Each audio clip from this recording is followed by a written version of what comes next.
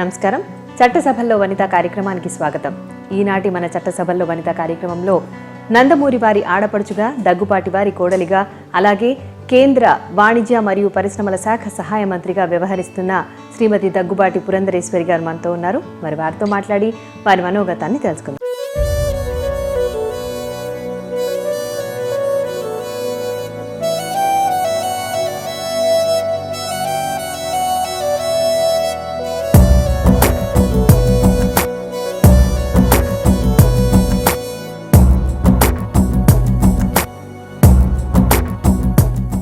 నమస్కారం మేడం.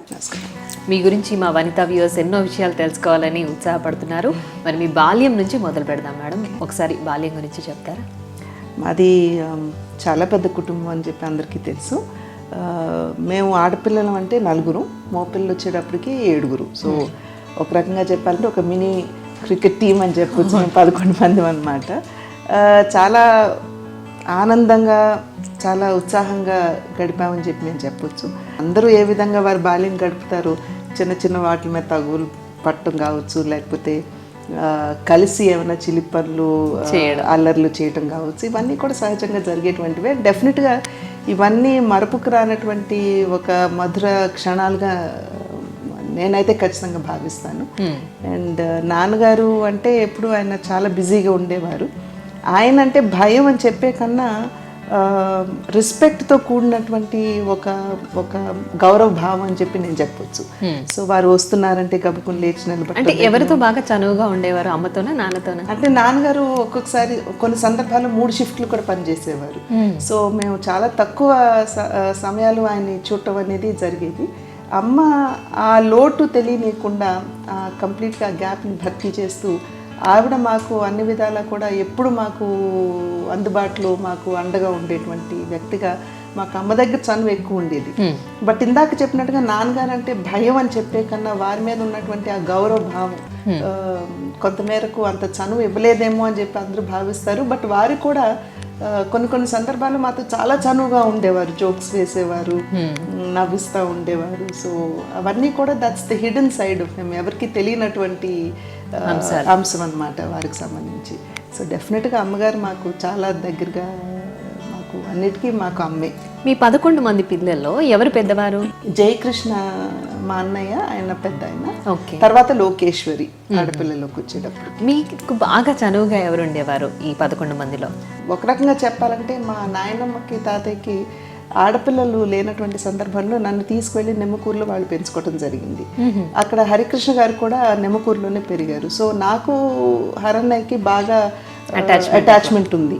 అదేవిధంగా నన్ను తిరిగి అంటే మా పెద్దన్నయ్య రామకృష్ణ అక్కడ చనిపోయినటువంటి సందర్భంలో, అంటే స్మాల్ పాక్స్ వచ్చిపోయినటువంటి సందర్భంలో నాకు అప్పుడు టైఫాయిడ్ రావటం, నేను ఊళ్ళో ఉండటం, అక్కడ సరైనటువంటి వైద్య సదుపాయాలు లేనటువంటి సందర్భంలో నాకు కూడా ఏమైనా అవుతుందేమో అని చెప్పి భయపడి మా తల్లిదండ్రులు నన్ను చెన్నైకి తీసుకొచ్చేసేయటం. అక్కడ నాకు మోహన్ కృష్ణ, మా 4th బ్రదరు, ఆయనతో బాగా చనువు. ఈనాటికి కూడా వీరిద్దరి మధ్య నాకు బాగా చనువు. అండ్ అఫ్ కోర్స్ బాలకృష్ణ కూడా నాకు నా తర్వాత బ్రదర్ అనమాట. ఆయనకు కూడా, ఆయనతో కూడా బాగా చనువుగా ఉంటాము. ఏదైనా కూడా we can openly discuss and talk. విద్యాభ్యాసం గురించి మాట్లాడుకుంటే నిమ్మకూరులో చదువుకున్నారా, లేకపోతే ఇక్కడే చెన్నైలో మీరు పుట్టి పెరిగింది కాబట్టి అక్కడ? విద్యాభ్యాసం అంటే నేను స్కూల్ మొదలుపెట్టింది నిమ్మకూరులోనే. బట్ తర్వాత నేను చెప్పినట్టు నాకు ఎప్పుడైతే టైఫాయిడ్ వచ్చిందో నాన్నగారు, అమ్మగారు నన్ను ఇక్కడ చెన్నైకి తీసుకొచ్చేసినప్పుడు నన్ను ఫస్ట్ క్లాస్లో నన్ను చెన్నైలోనే జాయిన్ చేశారు. చర్చ్ పార్క్ ప్రెజెంటేషన్ కాన్వెంట్ అని, అక్కడికి వెళ్ళడం జరిగింది. అక్కడ ఎలా ఉండేది జర్నీ? స్కూలింగ్ అంతా ఎలా గడిచింది? స్కూలింగ్ అంటే చిన్న వయసులో అసలు మనం సహజంగా యూ డోంట్ నో ఎనీథింగ్, అందరితో పాటు యూ క్యారీ ఆన్. బట్ ఎప్పుడు కూడా ఎక్కడ నాన్నగారు కానివ్వండి, అమ్మ కానివ్వండి, ఫలానా వాళ్ళు పిల్లలు అనేటువంటి ఒక భావన మాలో రాకుండా, మాకు ఆ హ్యాంగ్ ఓవర్స్ లేకుండా చాలా జాగ్రత్తలు తీసుకున్నారని నేను చెప్పాలి. సో ఎప్పుడు కూడా మాకు మేము సెలబ్రిటీ పిల్లలు అనేటువంటి భావన ఎప్పుడు మాలో లేదు. అండ్ మా ఫ్రెండ్స్ కూడా ఎప్పుడు ఆ రకంగా తెలిసేది కాదు. ఒక రకంగా చెప్పాలంటే నేను కాలేజ్లో చదువుతున్నటువంటి సందర్భంలో నాన్నగారు కారు అది వర్క్ షాప్కి వెళ్ళటం సంథింగ్ కార్ రాలేకపోయినటువంటి నేపథ్యంలో నాన్నగారు నన్ను పిక్ చేసుకోవటానికి కాలేజ్కి వచ్చారు. అప్పుడు అందరికీ తెలిసింది దట్ ఓహో పలానా వారు అమ్మాయి అని చెప్పి. అంతవరకు అసలు ఎవరికి తెలవలేదు అనమాట. That was in my final year of degree. So ఆ రకంగా చాలా డౌన్ టు ఎర్త్గానే మేము పెరిగాము. అండ్ దానికి ప్రత్యేకించి మా తల్లిదండ్రులకి నేను ధన్యవాదాలు తెలియజేయాలి. ఎందుకంటే ఆ రకమైనటువంటి పెంపకం వల్లనే మేము ఈనాడు ఎవరివైనా సరే మా కుటుంబంలో యాక్సెప్టబుల్గా ఉన్నాము అంటే అది దానికి అదే కారణం అని చెప్పి నేను భావిస్తాను. దగ్గుపాటి వెంకటేశ్వరరావు గారితో మీ పరిచయం ఎలా సాగింది? మాది కుండ మార్పిడమ్మ, అంటే వారి సిస్టర్ని మా పెద్దన్నయ్యకి ఇచ్చారనమాట, పద్మజాని. అండ్ ఆఫ్ కోర్స్ నన్ను మళ్ళీ వెంకటేశ్వరరావు గారికి ఇవ్వడం జరిగింది. సో మా అన్నయ్య పెళ్ళి అయిన దగ్గర నుండి తెలుసు, కుటుంబాలు తెలుసు, అండ్ వెంకటేశ్వరరావు గారు కూడా తెలుసు. ఆ నేపథ్యంలో ఎప్పుడు అనుకుంటా ఉండేవారి ఇంట్లో అటు మంచి సంబంధం. అంటే పెద్దలు నిర్ణయించిందేనా, మీ నిర్ణయం కూడా ఉందా దాంట్లో? రెండు అని చెప్పుకోవచ్చమ్మా. బికాజ్ ఒక రకంగా చెప్పాలంటే పెద్దలు మాట్లాడుకుంటున్నటువంటి సందర్భంలో మనకు కూడా ఆ దిశగా ఆలోచనలు కలగటం అనేది సర్వసాధారణంగా జరిగేటువంటి విషయం. సో మా తాతగారు మా నాయనమ్మ ఎప్పుడు అనుకుంటూ ఉండేవారు మంచి కుటుంబం కదా, మంచి సంబంధం కదా అనేది. సో ఎక్కడో I think that must have triggered up some way. But డెఫినెట్గా ఏంటంటే పెద్దలు కావాలనుకుంది, మేము ఓకే అని అనుకుంది.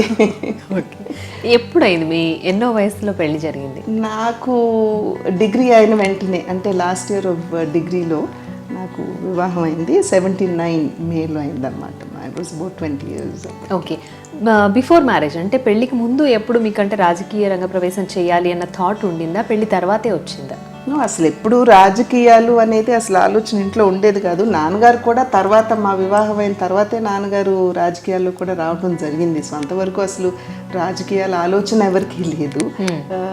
వెరీ ఫోకస్డ్ ఎడ్యుకేషన్ అని, తర్వాత నేను సిస్టర్ డాన్స్ నేర్చుకోవటం అని, వాటి మీద ఎప్పుడు దృష్టి ఉండేది. కానీ ఎప్పుడు రాజకీయాలు అనేది మాకెప్పుడు ఆ దిశగా అసలు ఆలోచన అనేది మేము వచ్చేంత వరకు కూడా మాకు లేదు. అంటే నటులుగా నాన్న కొనసాగుతున్నప్పుడు ఏమైనా నటిగా వెళ్ళాలి అన్న ఆలోచన ఉందా?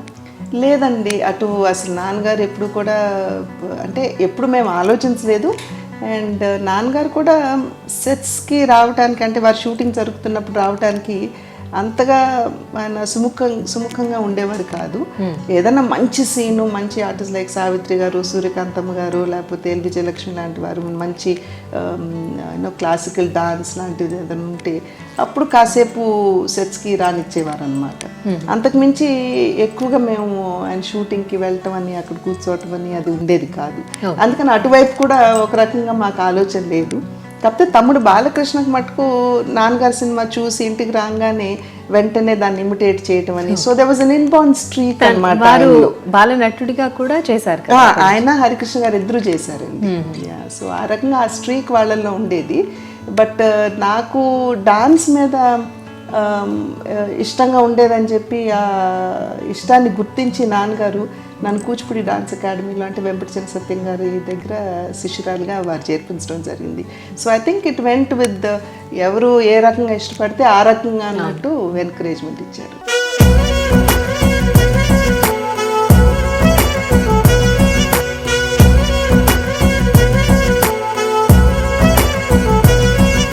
నందమూరి పురంధరేశ్వరి జననం ఏప్రిల్ 22, 1959. జన్మస్థలం చెన్నై. తల్లిదండ్రులు నందమూరి బసవతారకం, నందమూరి తారక రామారావు. విద్యార్హత BA లిటరేచర్. వివాహం మే 9, 1979 జరిగింది. భర్త దగ్గుబాటి వెంకటేశ్వరరావు. సంతానం 2, నివేదిత, హితేష్ చెంచురాములు. 2004లో ఆమె రాజకీయ రంగ ప్రవేశం చేశారు. 2004లోనే బాపట్ల నుంచి లోక్సభ సభ్యురాలిగా ఎన్నికయ్యారు. మానవ వనరుల అభివృద్ధి శాఖ సహాయ మంత్రిగా పనిచేసిన ఆమె 2009లో విశాఖపట్నం నుంచి మరోసారి లోక్సభ సభ్యురాలిగా ఎన్నికయ్యారు. ప్రస్తుతం కేంద్ర వాణిజ్య మరియు పరిశ్రమల శాఖ సహాయ మంత్రిగా బాధ్యతలు నిర్వహిస్తున్నారు. తమ ముందున్న బాధ్యతలు నెరవేర్చడమే తన ఆశయం అంటారు. మేడం, మరి మీ మ్యారేజ్ అయిన తర్వాత ఇక్కడ అత్తగారింట్లో అప్పటికి రాజకీయాల్లో ఉందా? అంటే ఈ ఫ్యామిలీ కూడా రాజకీయ ప్రవేశంతో ఉన్నారా? మీరు వెళ్ళిన తర్వాత మీ మీద ఎటువంటి ప్రభావం పడింది? లేదండి, అంటే మా మామగారు అంటే ఆయన కాంగ్రెస్ లో ఉండేవారు. బట్ మా వివాహం తర్వాత కూడా ఎప్పుడు పాలిటిక్స్ అని అట్లా ఉండేది కాదు. ఎందుకంటే వెంకటేశ్వరరావు గారు కూడా ఆయన చదువు రీత్యా విద్య రీత్యా ఆయన కూడా చెన్నైలోనే ఉండేవారు. ఆయన మెడిసిన్ చేసిన తర్వాత DCH చేయడానికి చెన్నైకి వచ్చారు. అప్పుడు మా వివాహం జరిగిందనమాట. సో ఎప్పుడు కూడా రాజకీయాల వైపు ఆలోచన కానీ ఆ చర్చ కానీ ఎప్పుడు లేదు మాకు.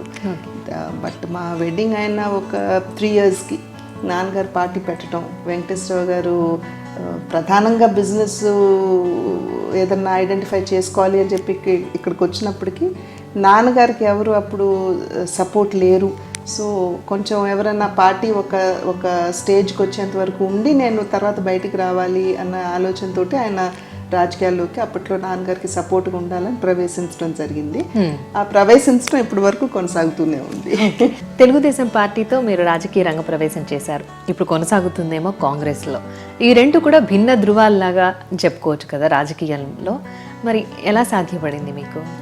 అంటే నాన్నగారు ఉన్నంత వరకు పార్టీ వేరుగా మారటం అనేది వెళ్ళటం అనేది ఎప్పుడు జరగలేదండి. కానీ నాన్నగారు మరణానంతరం అక్కడ ఆ పార్టీలో వచ్చినటువంటి మార్పులు కావచ్చు, లేకపోతే వారు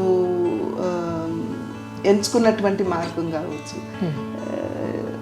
ఎనీవేర్ ఏ పార్టీ అయినా ఒకటే అనేటువంటి ఒక భావనకి సహజంగా మేము రావటం జరిగింది. అంటే సమాజ సేవ ఉద్దేశమే తప్ప పార్టీ గురించి కాదు అన్నట్టుగానా? డెఫినెట్గా. అండ్ నేషనల్ పార్టీ అయితే ఏంటంటే రీచ్ అనేది మనకి వైడర్గా ఉంటుంది అనేటువంటి ఒక ఆలోచన.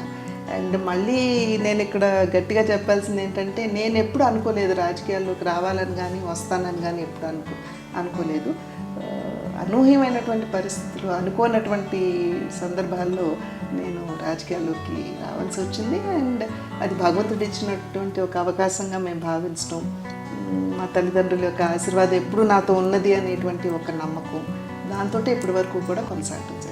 మీరు ఫస్ట్ టైం ఎంపీగా అయినప్పుడు పార్లమెంట్లో మీ ఫస్ట్ స్పీచ్ ఇస్తున్నప్పుడు ఎలా అనిపించింది?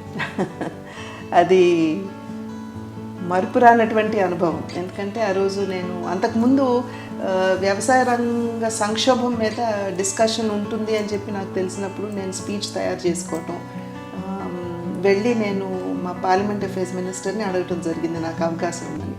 అన్నప్పుడు ఆయన ఏమన్నారంటే, మనది కాంగ్రెస్ పార్టీ చాలా పెద్ద పార్టీ, చాలామంది మాట్లాడాలని అనుకుంటారు, వ్యవసాయం అనేది చాలా ప్రాధాన్యతతో కూడుకున్నటువంటి ఒక సెక్టర్ కాబట్టి సహజంగా మేము న్యూ కమర్స్కి అవకాశం ఇవ్వము, దానికి చాలా సీనియర్స్ ఉన్నారు, వాళ్ళందరూ మాట్లాడతారు అని చెప్పారనమాట ఆయన. అయితే ఆ డిబేట్స్ కొనసాగుతున్నటువంటి సందర్భంలో సహజంగా ఏంటంటే నేను పొద్దున్నే పార్లమెంట్కి వెళ్ళటం, లేట్ ఈవినింగ్ వరకు ఎంతవరకు సభ జరిగితే అంతవరకు కూర్చోటం. ఎందుకంటే కూర్చున్నప్పుడు మనం చూసి చాలా నేర్చుకుంటాం అక్కడ. సో అందుకని చెప్పి నేను అక్కడ కూర్చుంటున్న సందర్భంలో 7:30 ఆ ప్రాంతంలో గబుక్కున్న పార్లమెంట్ అఫేర్స్ మినిస్టర్ నా దగ్గరికి వచ్చి వ్యవసాయ సంక్షోభం మీద మాట్లాడమన్నారు. అప్పటికి ఎవరు సరిగ్గా అంటే నిజంగా మాట్లాడాలి అని చెప్పి పేరు ఇచ్చినటువంటి వారు లేనటువంటి సందర్భంలో నన్ను మాట్లాడమన్నారు. So I was unprepared.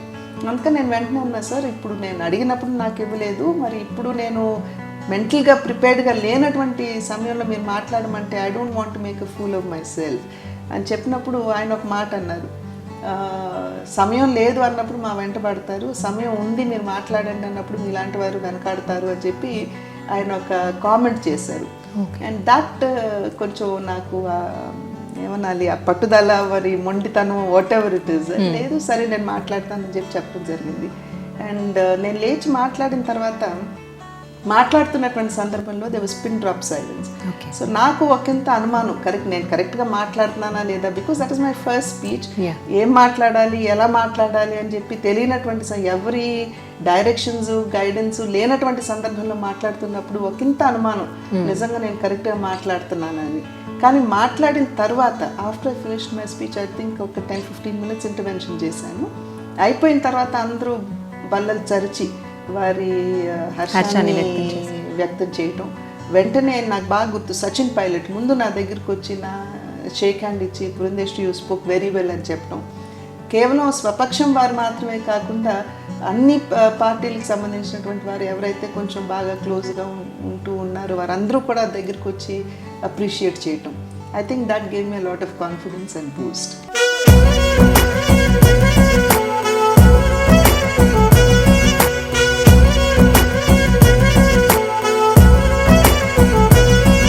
Daggubati Purandeswari అభిమాన నేత నందమూరి తారక రామారావు.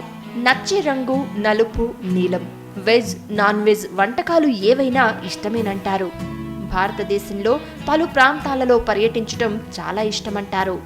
అనేక రకాల పుస్తకాలు చదివే ఆమెకు సిడ్నీ షెల్డన్ రచనలంటే ఎంతో ఇష్టమంటారు. నచ్చిన సినిమాలు మాయాబజార్, మిస్సమ్మ, గుండమ్మ కథ. అభిమాన నటి సావిత్రి, నటులు ఎన్టీఆర్, అమితాబ్ బచ్చన్లు. అభిమాన గాయనీమణులు పి. సుశీల, సుబ్బలక్ష్మి, లతా మంగేష్కర్, వసంత కుమారిలు. గాయకుడు ఎస్పి బాలసుబ్రహ్మణ్యం. తన తల్లిదండ్రులు నందమూరి బసవతారకం, నందమూరి రామారావుల నుంచి ఎంతో స్ఫూర్తి పొందానంటారు. విశాఖపట్నంలో మీరు ఒక మంచి మహిళా నాయకురాలిగా పేరు సంపాదించుకున్నారు. దాని వెనుక మీ కృషి చాలా ఉంది. ఆ విశేషాలను ఒకసారి. నేను అంతకుముందు బాపట్ల నియోజకవర్గం నుండి ప్రాతినిధ్యం వహించడం జరిగిందమ్మా. తర్వాత ఎప్పుడైతే బాపట్ల డీలిమిటేషన్లో రిజర్వ్ అయిందో నాకు విశాఖపట్నం నుండి నాకు బీఫామ్ ఇవ్వటం జరిగింది.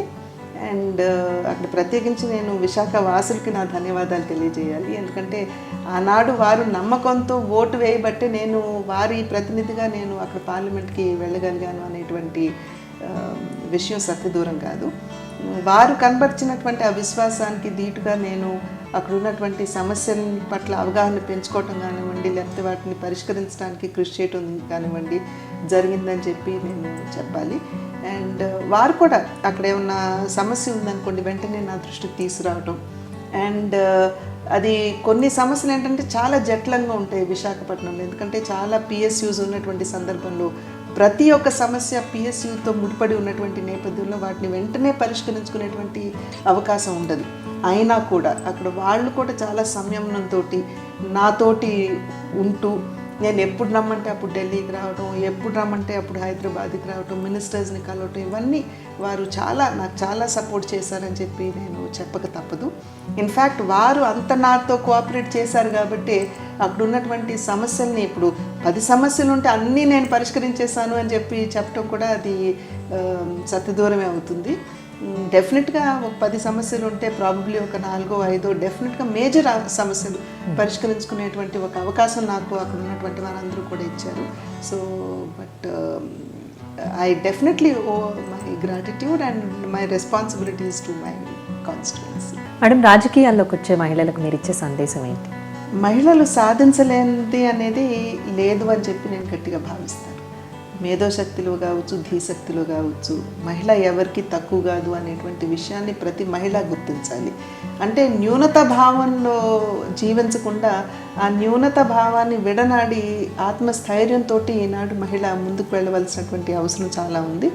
వెళ్ళగలిగినట్లయితే తను అచీవ్ చేయలేనటువంటిది ఏది లేదు అని చెప్పి నేను భావిస్తాను. దానికి ప్రత్యక్ష సాక్షి నేనే. ఎందుకంటే మా చిన్నతనంలో చాలా కాన్జర్వేటివ్గా, అంటే పద్ధతులని, బయటకు వెళ్ళకూడదని, ఇటువంటి చాలా కాన్జర్వేటివ్గా మేము పెరిగినటువంటి వాతావరణం. అటువంటి వాతావరణంలో పెరిగిన నేను ఇవాళ బయటకు రాగలిగాను అని అంటే ఖచ్చితంగా any women can do it అని నేను గట్టిగా విశ్వసిస్తాను. కాకపోతే ఒకటే కన్విక్షన్ తోటి ముందుకు వెళ్ళగలగాలి, ఆత్మస్థైర్యంతో అడుగు వేయగలగాలి. సాధారణంగా అంటే నార్మల్ మహిళలు ఇక్కడికి రాజకీయాల్లోకి వచ్చే అవకాశం ఉందంటారా? వచ్చినా నిలదొక్కునే అవకాశం ఉంటుందంటారా? రాజకీయాల్లోకి మహిళలు రావడం అనేది కొంచెం కష్టమైనటువంటి విషయంగానే నేను భావిస్తాను. కాకపోతే ఆ రకంగా మహిళలు అంటే హిడెన్ పొటెన్షియల్ పూల్ ఏదైతే ఉందో వారిని ముందుకు తీసుకురావాలి అనేటువంటి ఆలోచనతోటి రాజ్యాంగ సవరణలు చేయటం జరిగింది. ఇప్పుడు 33% లోకల్ బాడీస్లో ఉమెన్కి రిప్రజెంటేషన్ ఇవ్వటం జరిగింది. ఇప్పుడు దాన్ని అధిగమించి 50% కూడా రిజర్వేషన్ ఇవ్వడానికి ప్రభుత్వాలు సైతం ముందుకు రావటం జరిగింది in the form of legislation.